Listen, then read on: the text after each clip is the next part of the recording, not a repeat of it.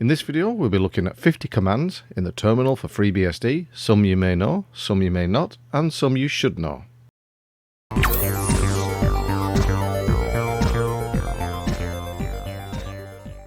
The commands shown in this video often have options which can be used and switches that can be toggled. The examples given here are more of the basic type and simple usage. Please feel free to explore the commands and learn them for yourselves, but be careful of the ones where you can delete things.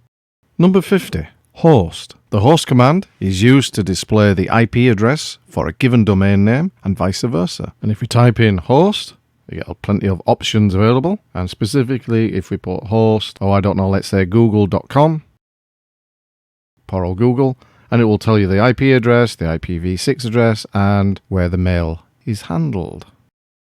Number 49. Ping. Again, ping has got a lot of options, but we're just going to use the basics here. And if we use ping and Google again, it will show you the amount of time it takes for the packets to travel there and back, given your time in milliseconds. Next, number 48, mount. There are a lot of options for this command, and this command can be used in two ways. It can be used to mount a specific device at a certain mount point, which is perhaps what a lot of people will use it for. There's an example on screen. Or you can use it on its own to check what things are mounted on your system, what file systems and drives, etc. 47. df. Now df is used to display the disk space used in the file system, and it displays the output as the number of used blocks, available blocks, and the mounted directory we're using. You can toggle the H switch, which will put it in a more human readable form. Number 46, time. Now time itself won't do anything, it certainly won't tell you the time, but it's used to time the execution time, have a drink every time I say time, of a desired application or utility. So if we time itself, you can see it takes almost no time at all, it's instantaneous in its execution. If we time htop and we look at it for a few seconds, and it will tell you that it ran for 3.25 seconds. Next, sleep, and this will make the console sleep for how many seconds you want it to. So if you type in sleep, and we'll make it go to sleep for 5 seconds, and there we go. The terminal went to sleep for 5 seconds. And if we actually time sleep, and we can make sure it was 5 seconds. And there we go. Look, it was actually 5 seconds, so it wasn't lying. Next, number 44 is cal, which is short for calendar. And it's used to display the current month's calendar with the current date highlighted. And you can specify a year, so 2023, if you want to get more than just the current month. Number 43, date. The date command is used to display date, time zone, and other information. Next, number 42 is locate. So let's type locate, and it'll give you some basic switches. So if we type in locate, and then sysctl.conf, it will search for all the instances that it knows of containing that string. So if you wanted to know where a system file was and you wasn't sure, locate could find it for you. Number 41, find. So find will give us, well, not too bad, 1 or 2 switches. And if we type in find dot, which means it's for the current location, you put a / if you want to search in root, and we put a wildcard.conf, so it will search all the files with .conf on it. And as you can see, it picks up everything. You can be more specific, but that's how we can use it. Also at 41, yes, I know I misnumbered, but we'll stick at 41 because I don't want to alter the rest. At 41, we've got gzip. The gzip command is used to truncate the file size. It's a compressing tool, and it replaces the original file by the compressed file having a .gz at the end. Again, it's got some basic switches available. And we'll use it in the simplistic, most easy form, and that's gzip. and you apply that to a file. In this case, we're just going to put TNW PDF. It's a little manual for the TWM window manager, and it should have created a gzip extension at the end of it and compressed it. We can actually see it's a twm.pdf.gz. Number 40, gunzip. Well, you can probably guess what this is. It's to decompress the file that we made. So if you have, say for instance, twm.pdf.gz and you want just a straight PDF, gunzip the file that we created earlier, and there it is. Number 39, sort. The sort command is used to sort files in alphabetical order. So if we look at a text file that we created earlier, you can see I did some random letters with some random numbers next to it.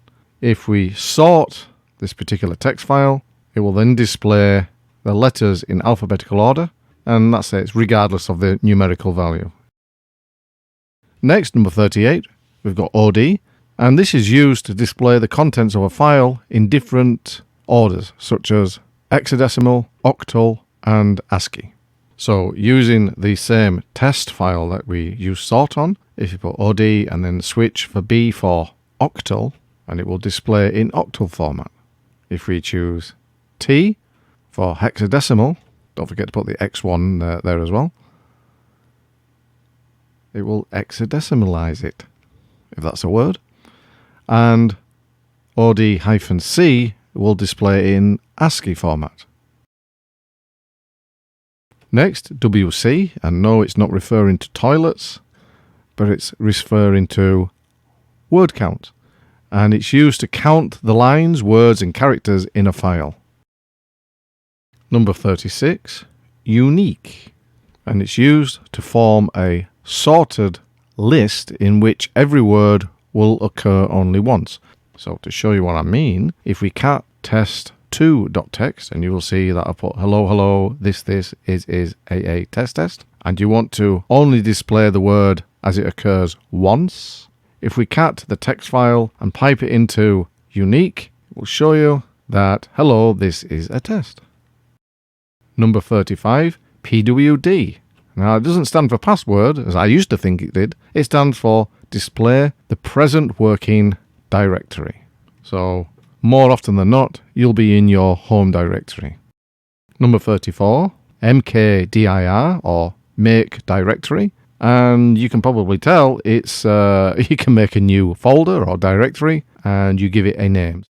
Number 33 is ls, and really it's just short for list. Display the contents of a directory you're in. Or you can actually tell it to list a directory you're not in. It's very useful. Next is cd for change directory.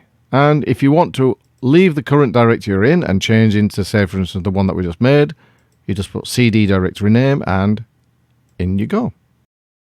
Number 31 is rmdir, or remove directory. And you can probably guess as well that this means remove a directory. As long as it's empty, we can remove it using rmdir, hello, and it should go.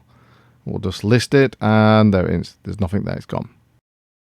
Number 30 is touch. Now, this is a strange command given what it does, but you can just basically create an empty text file. And we'll list it, and there we go, testfile.txt. You can create multiple ones and not just one at a time. So if we put touch, test1, test2, test3, etc., and we list it, and there they all are. Next, at number 29, is cat. Cat will, in its basic form, allow you to display the content of a file, and you can do a lot more. So if you cat and then the name of the file you want to display, and there we go, in test file 1, it'll say, hello, this is a test.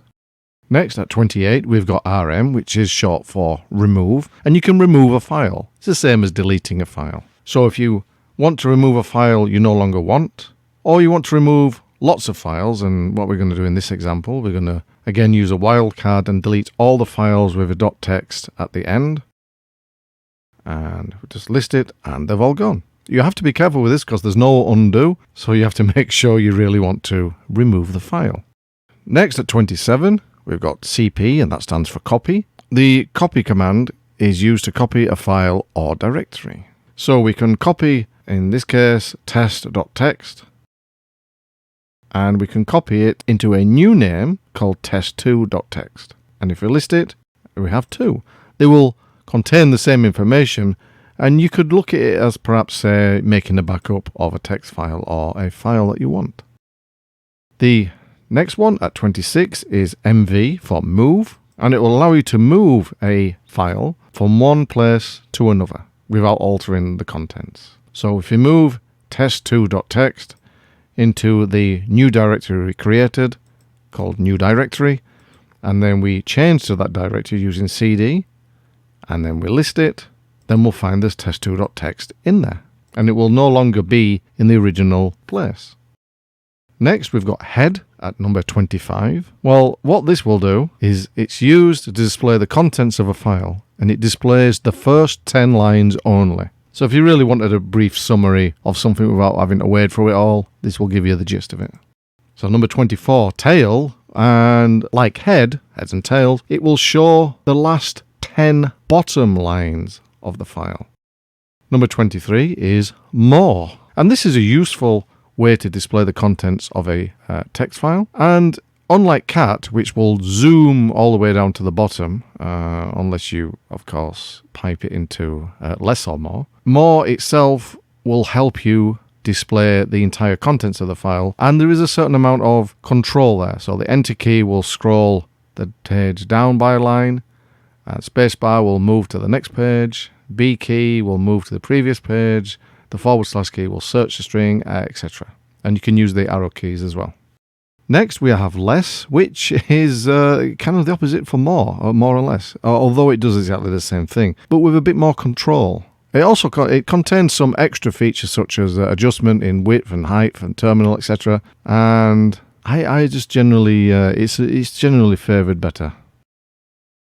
Next, at 21, we've got SU for switch user, and most commonly used to access the super user privileges, although really you should use either sudo or preferably in FreeBSD use doas.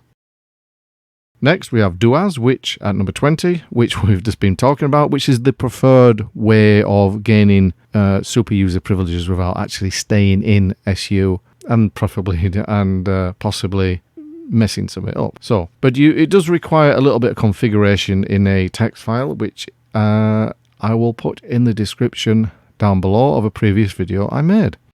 Next, at 19, we have ID. Now, it's not asking for the id or any other psychological term. It's really just wanting to know who you are and which groups you're in. So the ID command is used to display the user ID, the UID, and the group ID, which is GID, and all the various things that you are part of. This is very useful to know. Number 18, add user. And it will, let you add a user. It lets you add another user to your system, which you'll obviously need root privileges to do so. So if you put doas and then add user, and it's basically the same kind of setup as you did if you installed FreeBSD to begin with. It will ask for, when it says you want to add users to the system and you went yes, it goes through the same steps. And there you go. You got a new user called test. rmuser for remove user. Well, again, the opposite from what we've just seen, and it allows you to remove the user. It's doas rmuser, and then it will ask you for a name. You can put rmuser name, but if you do it this way, it gives you an extra chance to back out if you don't want to do it. Is this the entry you wish to remove? And yes, it is. There we go. All gone. Now the user has gone. Number 16, hostname. And it will show you the name of the host of your system, in which case it's saturn.solarsystem. Yours will obviously be whatever you set yours at. env for environment. Now this will either let you set the environment and execute a command relating to that environment, or it will print your current settings for your environment. Uname. Now this is pretty much kind of universal. I think most people know this one, and it will show you the information about its operating system and version number, etc. Uptime, again, I think this is kind of common knowledge, but if you just type in uptime, it will show you how long the machine's been running, and load averages, and how many users, etc. Next is who, and this command will show you who is on the system. Next is AC, and it will show you the accumulated connection times in hours for all logins to the system. Next is top, and it displays with updated information about the top CPU processors that are being used and who's using them and what's using them.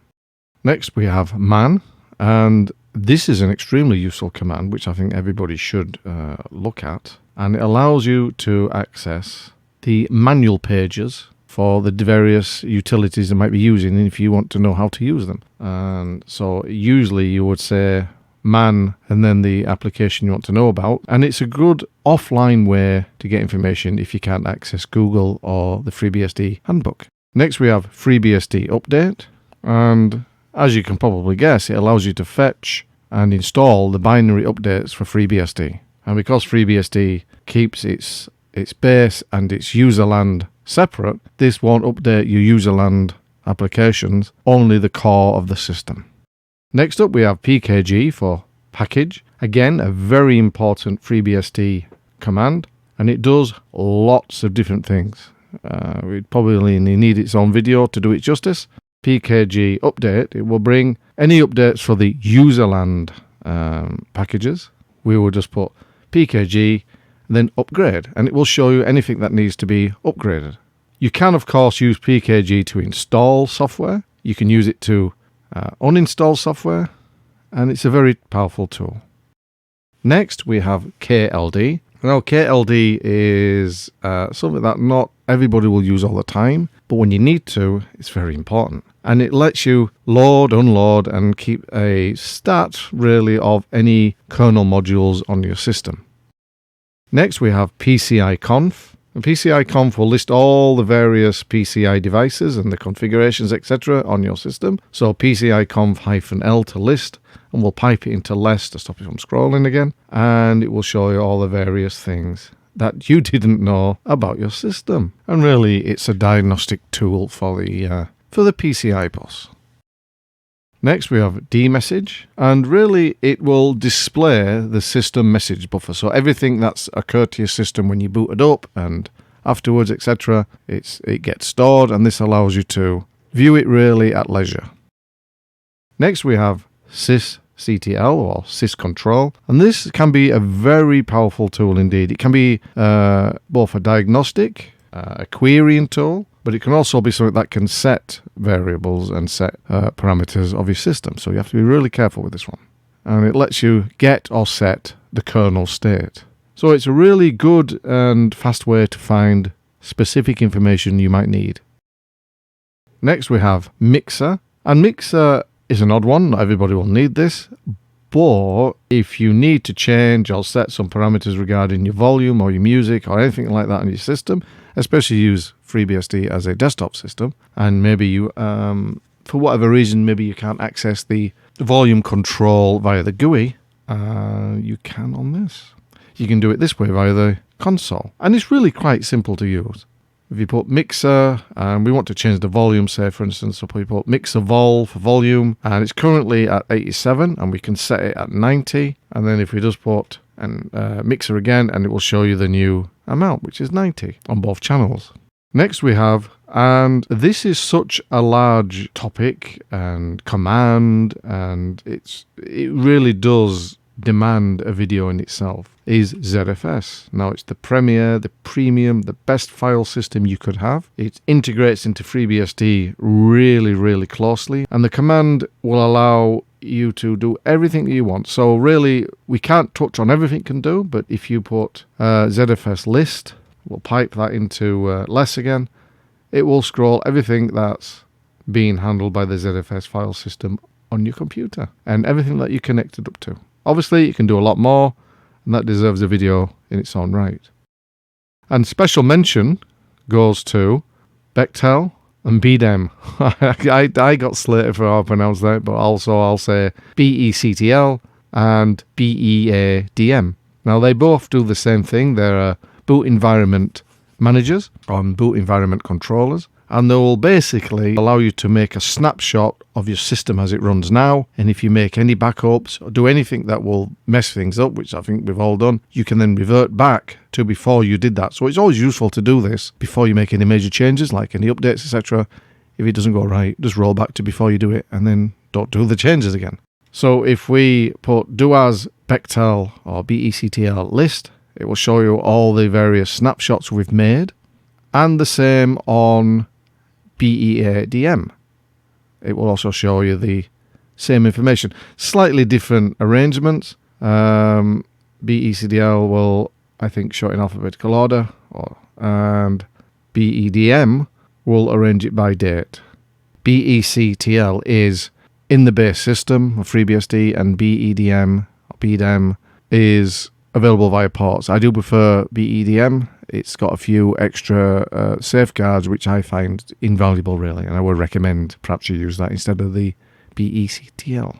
Two amazing tools, very, very valuable. Anyway, I hope you like the list. I kind of messed up the order earlier on, so we got two in the same one, but that's life, and what can you do? Anyway, thanks for watching, and I'll catch you next time. This and every other video on my channel has been made using FreeBSD and open source software.